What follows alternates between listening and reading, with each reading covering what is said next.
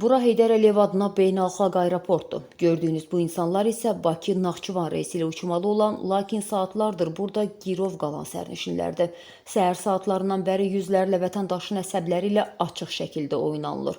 Bir xəbər mediaya göndərilən video və məlumatda bildirilir ki, aviaşirkət rəsmiləri çarəsiz insanları yalan vədlərlə tam 4 dəfə alladıblar.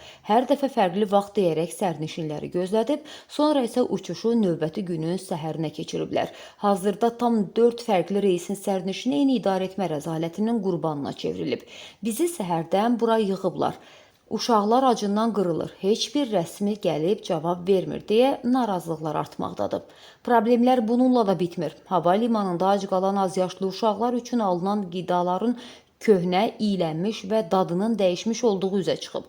Valideynlərin obyekt əməkdaşlarına etdiyi haqlı etirazlar və antisanitariya ilə bağlı iradlar isə sadəcə cavabsız qalıb. Şirkətin uçuşları təxirə salmaq üçün irəli sürdüyü əlverişsiz hava şəraiti bəhanəsi isə gecə saatlarında tamamilə iflas etdi.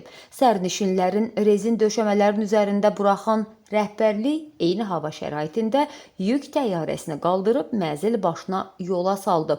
Bu fakt sübut edir ki, aviaşirkət üçün vətəndaşların canı və hüquqları daşınan cansız yüklərdən daha dəyərsizdir.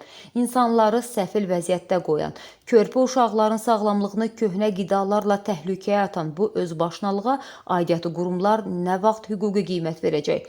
Sərnişinlər rəsmi və dürüst bir izahat gözləyirlər.